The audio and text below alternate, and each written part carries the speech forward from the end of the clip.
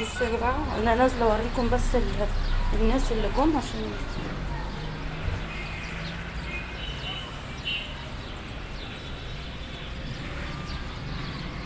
بصوا المكان اللي هناك.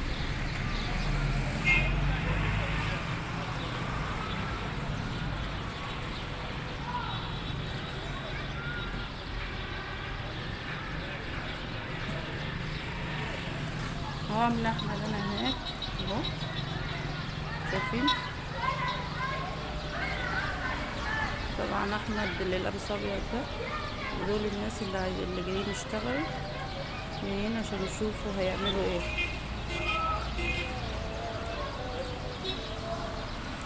بس المكان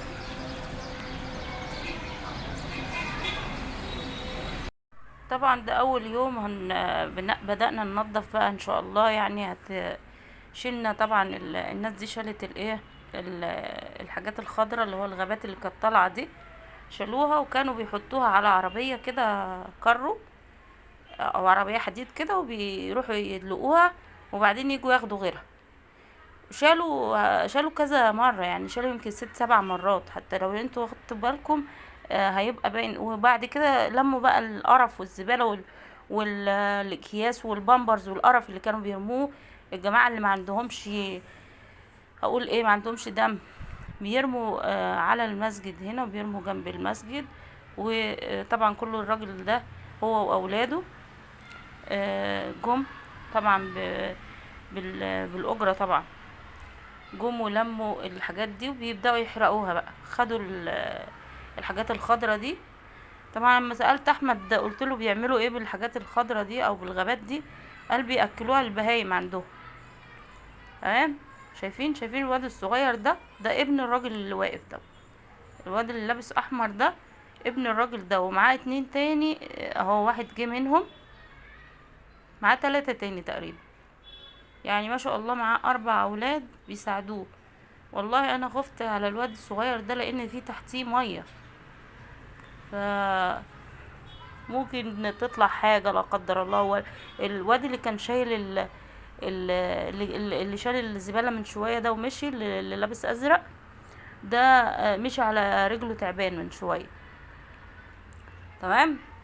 فاحنا بدأنا النهارده اول حمل، اول يوم في التنظيف، اول يوم في التنظيف.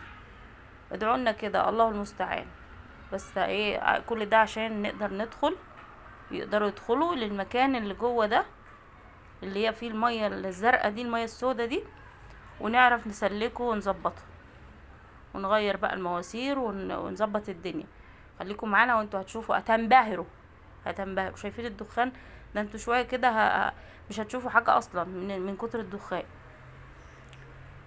والله العظيم يا جماعة الخير ان الناس اللي ساكنة في العماير دي ما عندها دم، لان مفيش حد واقف معانا. اهو شايفين ابننا اللي واقف لوحده اهو، مفيش حد بني ادم نزل وقال نقف حتى مع الناس دي. مفيش حد دفع جنيه، مفيش حد دفع جنيه معانا.